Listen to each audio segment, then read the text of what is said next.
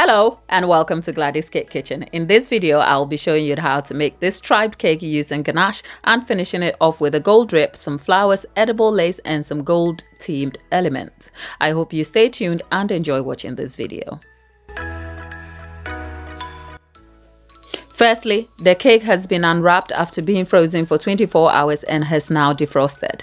This allows the moisture to be trapped in and makes for easy handling during the decoration process. Additionally, as you would find out later, it makes for a tender crust which is easy to trim off the sides of the cake. I have rushed through this part of the video because I have an in-depth tutorial linked below where I go through this exact process on how to level, fill, layer a cake. I go through the exact technique as I am here, except the only difference between this cake and that other cake is that I will be trimming the sides of this cake. Trimming the sides of the cake allows for a clean cake before crumb coating, but more importantly makes for even sides when frosting the cake with either buttercream or ganache.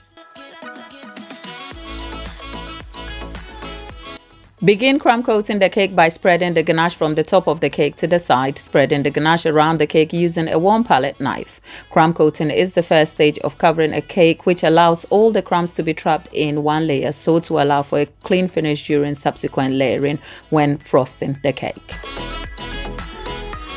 Scrape off any excess ganache, then leave cake to set in the fridge, then return after 15 minutes to begin second layer of frosting, following the same process as the crumb coat.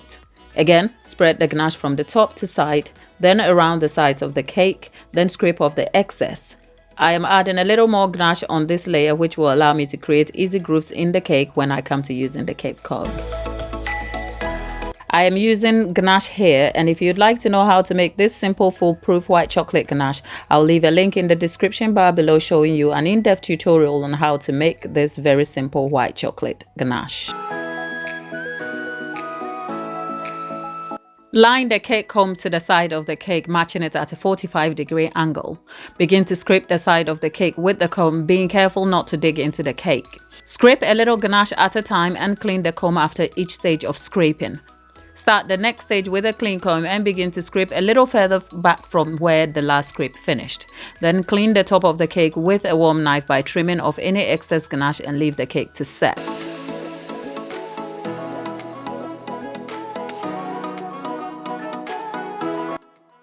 Bring back and begin to fill the grooves with black colored ganache before scraping off any excess in stages a little at a time as did before.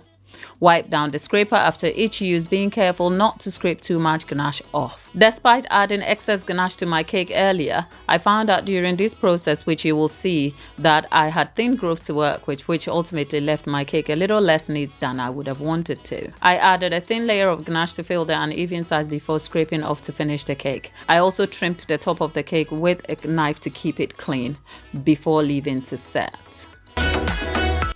Transfer the cake from the cake drum to a fondant covered board by sliding a warm knife underneath the cake between the cake drum and the cake card to release the cake and set aside. Then spread a thin layer of ganache on a fondant covered drum and transfer the cake over to sit on the thin layer of ganache and leave to set.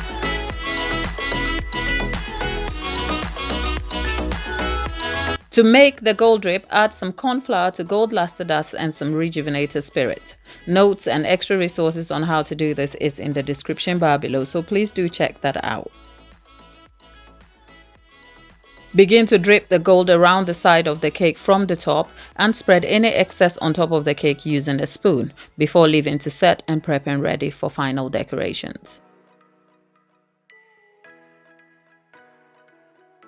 For final decorations, I'm using some artificial roses and leaves, edible lace and some Ferrero Rochers.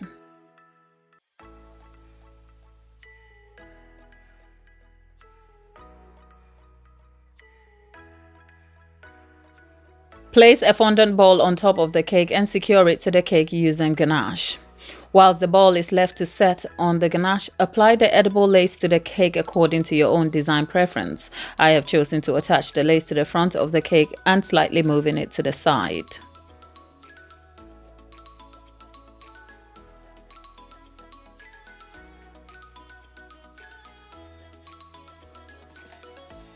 After attaching the lace to the cake, Add the flowers and leaves by sticking them into the fondant bowl using a cocktail stick.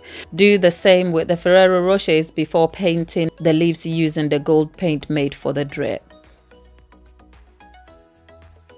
This cake can be adapted to several themes such as birthday, engagement, or any other celebration of choice.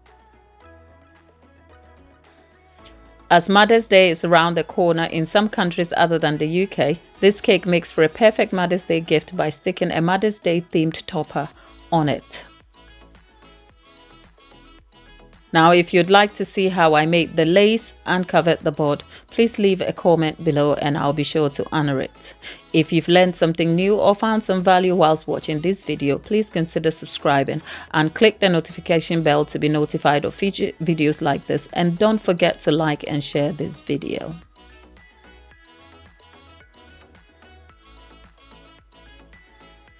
Until my next video, thanks for watching.